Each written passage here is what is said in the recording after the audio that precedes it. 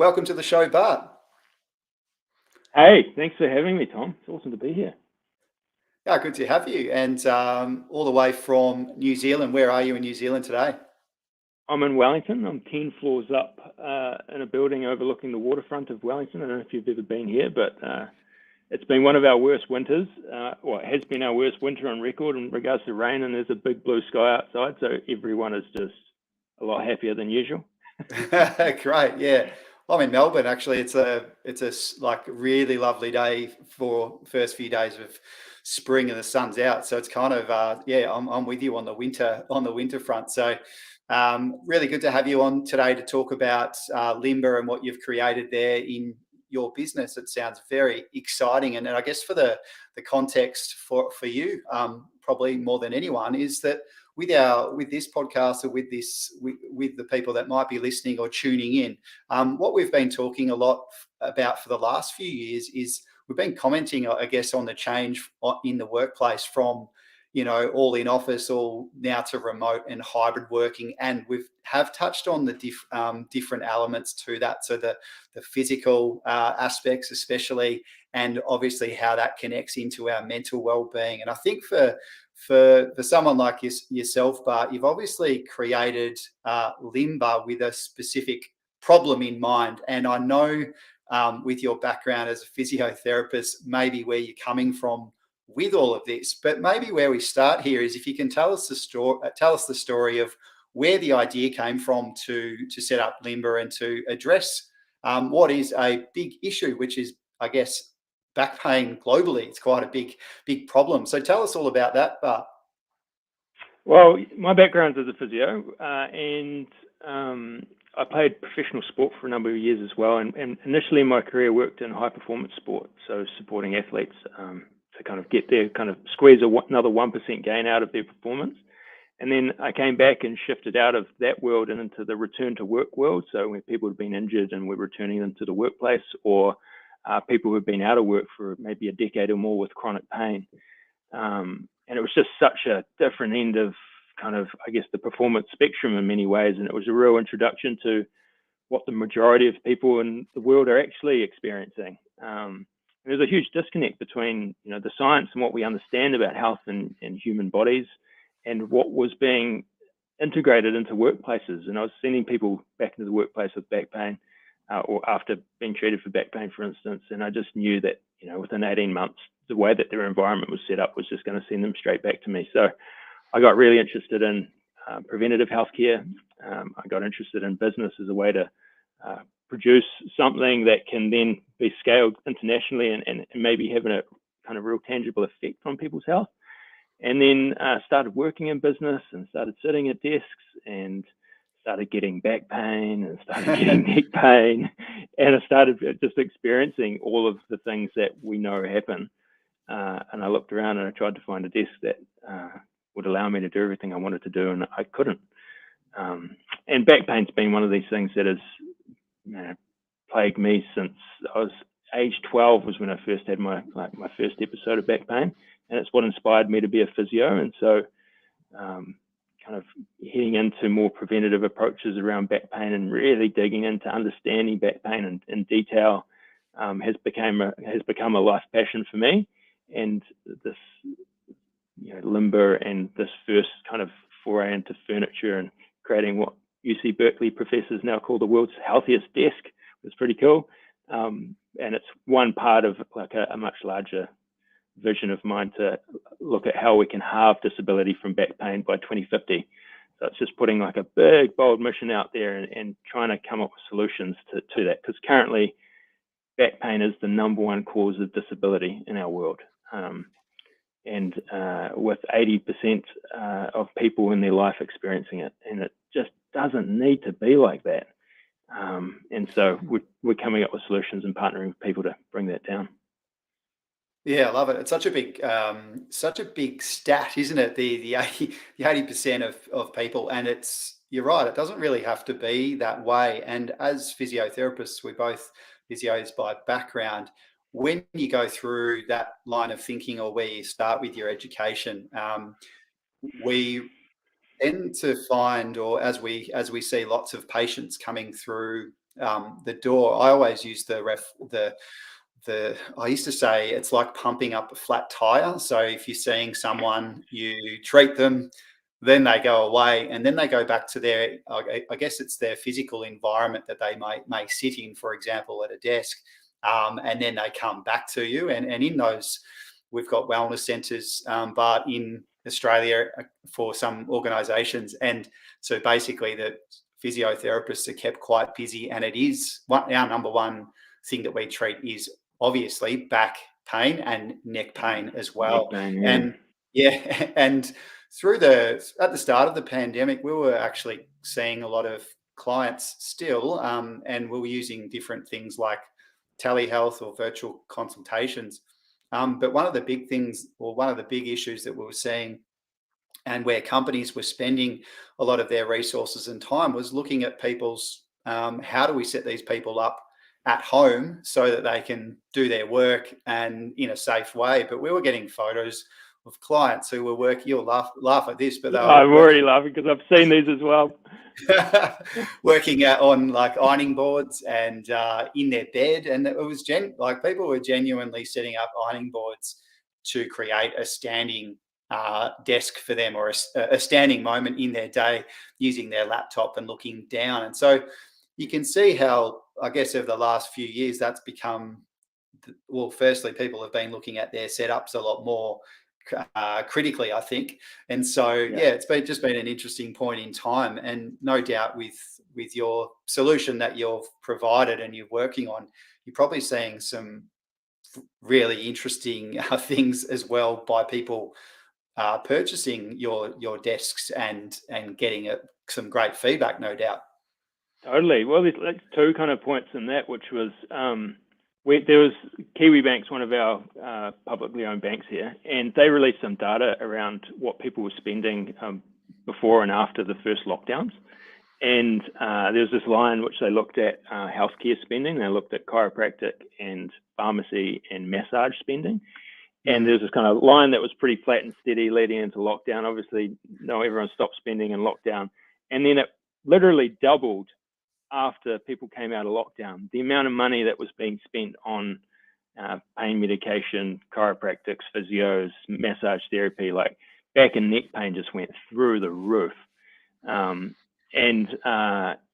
we've had just some amazing stories come back with people who've been in pain for 15 years, haven't been able to set up themselves in a way which allows them to work for long periods. So they were working for kind of 20 minutes here, 30 minutes here, and really just trying to kind of get something done whilst being in pain throughout the day, and just saying that it's unlocked their ability to be able to work normally because they can move as much as their body allows them. And that was kind of the goal with the design of our desks, was to create an environment where you're not limited by the furniture that you're using. You've got the ability to move in any which way possible, from standing to floor sitting to anywhere in between, from one environment to the next. Like you can shift around, and as you feel the need, you can react to that need freely and quickly without any barriers.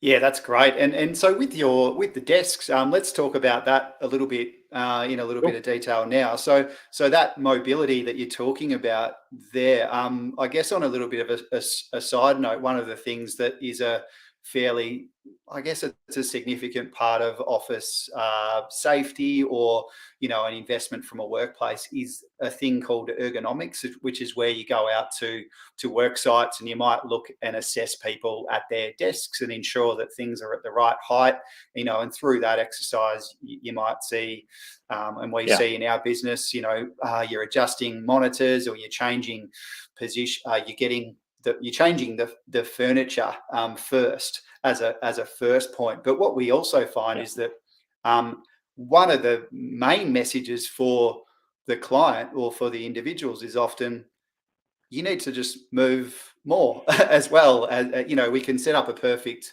position on your office, but you as the human that's interacting with this desk, you need to move more as well. And so it kind of almost turns into a mini consultation in some ways about general well-being. health. Yeah. Yeah, tell us about limber and I guess the desk specifically, Yeah. being known as the world's healthiest desk. That's a big sort of endorsement Huge there. call, So, eh? A huge call. We love it probably is though. So tell us about that. Yeah, well, we took that lens of like when you ask people when you're doing a workstation assessment, you're saying, you're looking, trying to put the screen at the right height, trying to have keyboards at the right height, and then you're plonking them in a chair, right? And they're either standing at the station or generally sitting. And what we found is as soon as a chair's in the environment, like good luck getting anyone moving. Because it's so comfortable and it's just like an easy position to be in because it requires absolutely nothing from our body. And once you're in it for 15 minutes, your metabolism starts to deramp. And then to actually move, you have to ramp your metabolism up. So like the internal kind of dialogue of effort required or inertia to get moving is just like hard to overcome. So it's like there's a physical built environment there, which is just resisting movement. And we found that when we were doing the research for our desks, and as soon as someone brought a chair up to our desk, it was like, see you later movement. And 80% of people who have an electric sit-stand desk don't change height on it. 95% of a crank sit-stand desk people don't change height on it. And those were the real challenges that I was like, the idea is cool. Once you get moving, it's fine, but the utility of actually using them isn't a factor, and there's a design problem. And so the aspects that make our desk the world's healthiest desk is that one, there's the full range of motion. So there's the ability to go from standing to any height all the way down to the floor.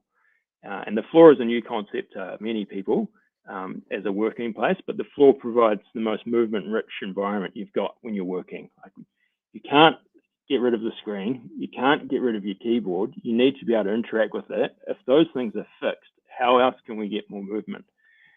And the floor allows for these things called active resting postures, that's what they're called in the research. We kind of call them active working postures. And what that means is that when you go to the floor, it requires quite a lot from your body.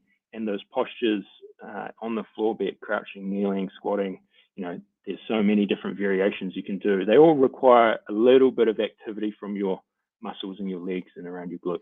And that little bit of activity from the biggest muscles in your body means that your metabolism keeps going. And that keeps the blood flowing to your brain. And that keeps your muscles working and your gut working and your immune system functioning. And that's where kind of the benefits to health and the benefits to performance come from. So ours is the only desk in the world that allows that full range of motion, and that's kind of the biggest difference. The second thing is the speed of movement is a really big factor in how often people change height. So one of the main reasons people don't change height in an electric sit-stand desk is it takes 10 to 20 seconds to change height. And we did our kind of interviews within a tech environment, and those are developers and designers who require flow states. They are in deep flow states for a long period of time. And if you pull them out of that flow state, it takes them 20, 30 minutes to get back in there. And so even if they're uncomfortable, they won't wait 20 seconds to change height because that'll pull them out of their work. So they'll put up with that discomfort while they're working. And again, that just promotes inactivity, lack of movement.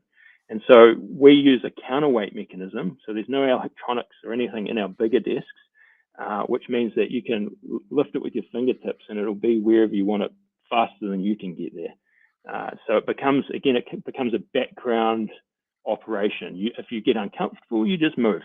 And you don't have to think about it. You don't have to wait for it. It just happens. So that was the second kind of problem we really were trying to solve. So range of motion and speed. And then just having the basics kind of all built in. So screen heights can be adjusted in seconds so that you can get the screen to the rough height that you need, and then you don't have to worry about it. You can get your keyboard so that your wrists are flat, and you don't have to worry about it. You just kind of, it's there, it's done, and it's all integrated, and there's no extra purchases. It's just like, have a good workstation, have it set up perfectly for your body, and then forget about it and just start moving. And then the final aspects are we've built it all from sustainably forested wood. We've designed it in a sustainable manner. We've put long, lifetime guarantees on our minis and on our stool products. We've built them so that they're very simple to fix if anything were ever to fail, but they're kind of designed and built so well that they should never really break. And so there's like the aspect that if the environment that we live in isn't healthy, then there's no chance that we can be healthy, is the kind of the design mindset that we took. So sustainability is like a huge an important factor for us as we grow our business, and is directly tied into kind of our health goals for people. Yeah, fantastic, and they look they look great as well. The photos that I'm seeing, and I'm actually in the market for a for something that does move. I really like the Yeah. idea of working on the floor as well. For me, it makes me think of being in Japan and eating, going to going to one of those restaurants where you're sort of Yeah. on the floor, having your dinner. Not that that's not the same as working, right? But it's very much an active position, isn't it? And I guess when we talk about things like back pain or posture, like discomfort, or often posture gets blamed for so much when it comes to pain. We often talk about the need for just general movement, as I was saying before, around you do an ergonomics assessment on someone, and you get the perfect position, and then they want to go down, so then you're changing everything again. So really Yeah. nice solution there, but yeah. Yeah, and I think so. The Australian new clinical care standards for back pain came out last week. I don't know if you've seen that, but it's an amazing standard created by a group of health professionals. But one of the key things to look at as well is that there's actually no research which correlates any positional posture to back pain, or being able to reduce the amount of back pain because you're in a certain posture. There's no research which actually shows that any way you lift, if you're lifting with a straight spine or rounded back, has any correlation to back pain. So these are kind of myths that have kind of been perpetuated through the 90s and through a bunch of workplace standards that were created that have been in the last kind of decade or 2 decades. The science has really looked at that and gone, hang on, it's not necessarily the position that's the problem. It's the fact that someone just sits in that position for a long, long time. And the way I kind of generally talk about this is your back's like your finger. And if you bend it back, which your spine and your lower back is set up to bend backwards and forwards, the way it's structured, same as your finger, it can go quite a long way back, right? And that's fine. But if you hold it there for ages, if you really push it back as far as it can go and you hold it there for just a couple of minutes, let alone a few hours like you are kind of at work, it gets really sore and it starts to hurt. And then you come off it and you're like, oh yeah, that's not much fun. I can't move it anymore. Our body can cope with any position, and our backs are so strong.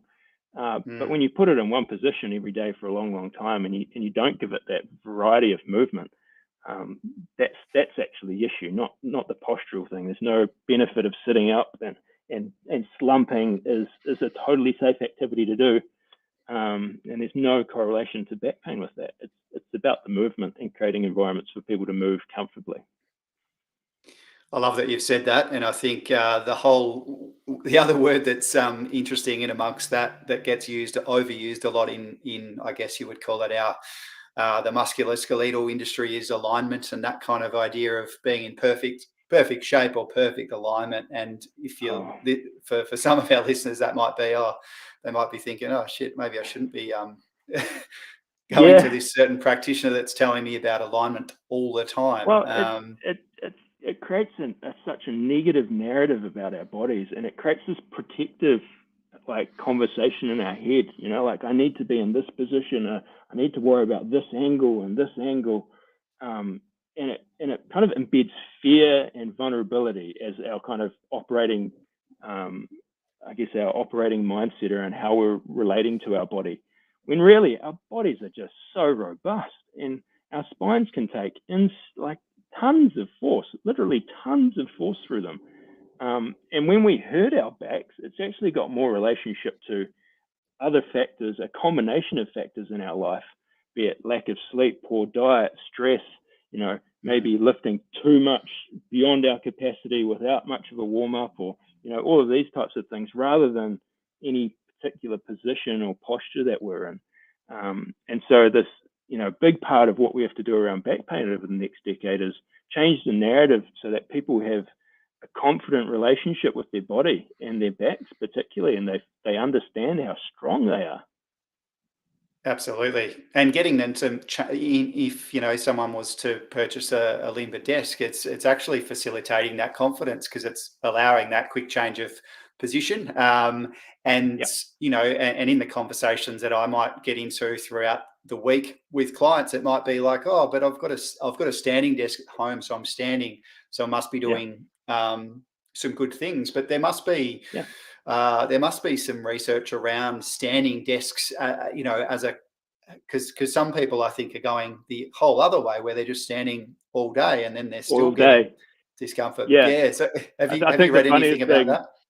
yeah, I think the funniest thing that I get asked about is like, oh, like I'm standing all day.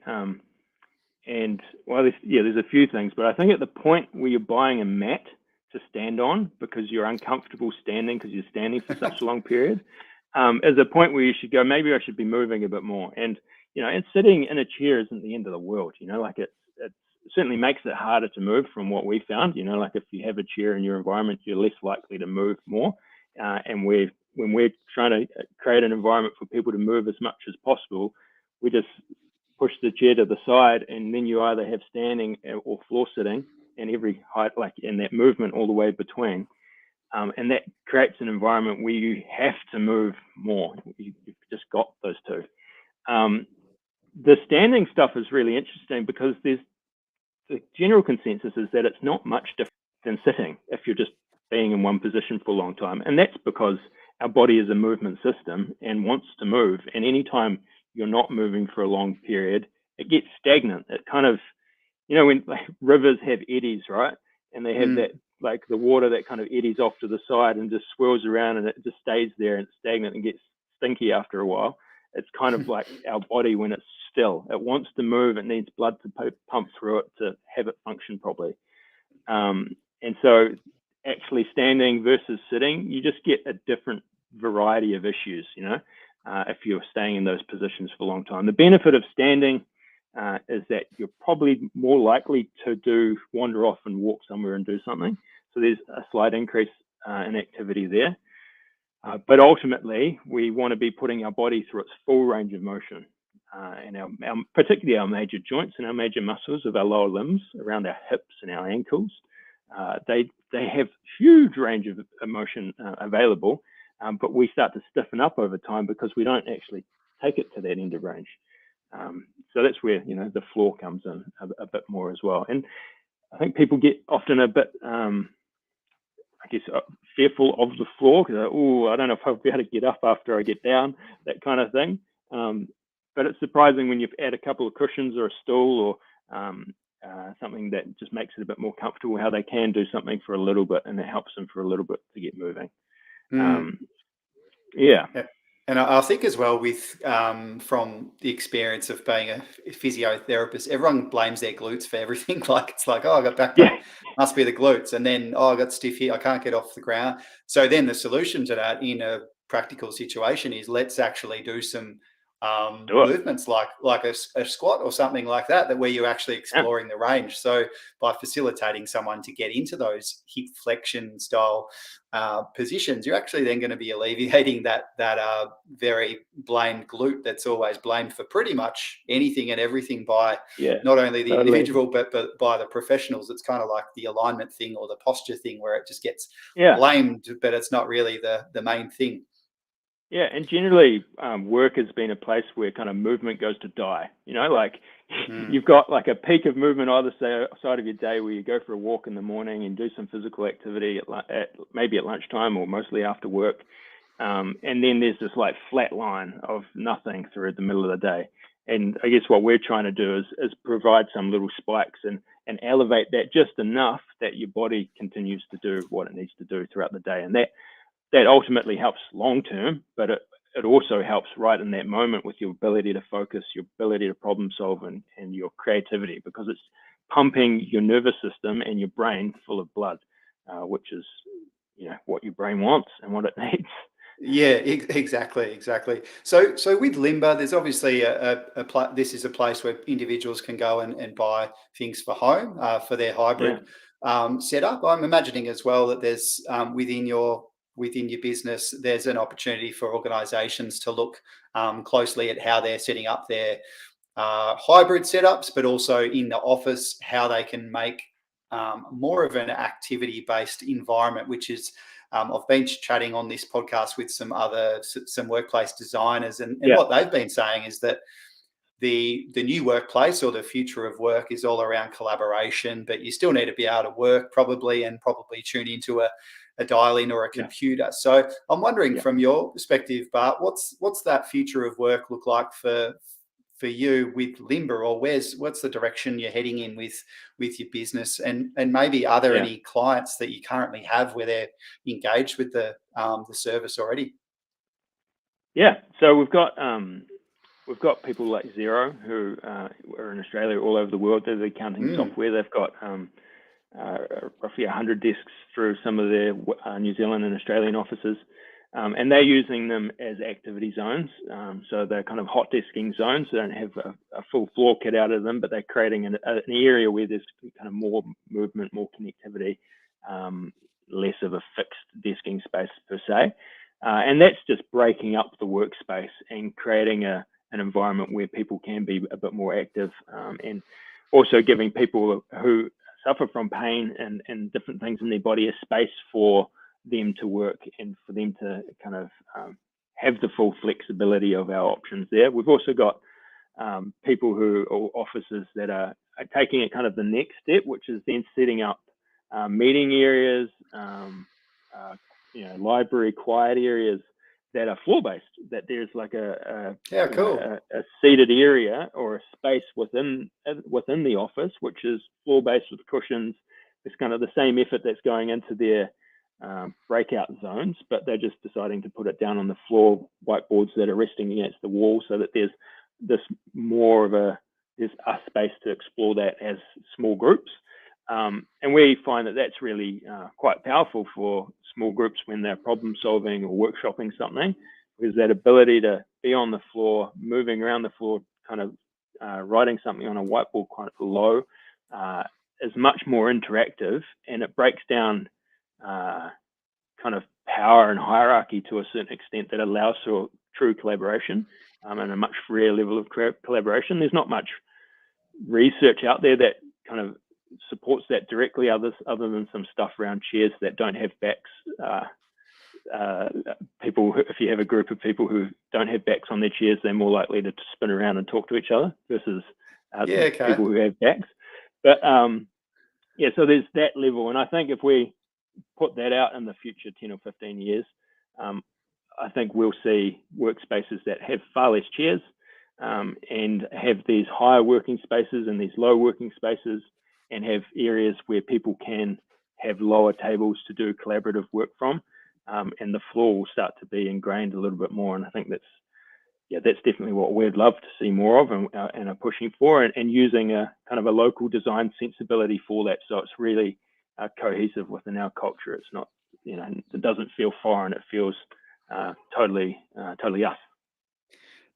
Yeah, oh, that's a great vision for the future, and we know the future of work's all about collaboration and also products or services or technology that actually facilitates more human connection, not less. Whilst we'll be using technology still to communicate and maybe automate some of the things that we are more administrative. We'd love those spaces that are more collaborative. And well done to you, mate, for creating Limber. And for anyone that's listening that wants to check out Limber, head to limberlife.co to check out what that's all about. And I will be definitely getting off this, Bart, and having a good look myself, because as I said, I'm in the market for something that keeps me moving while I'm working from home. Bart, thanks so much, mate, for your time. That was really interesting. You're welcome. It's been wonderful to chat, and if anyone's out there that wants to chat with me, I'm open and available for convos, and love catching up with like minds. So please reach out. Thanks, mate.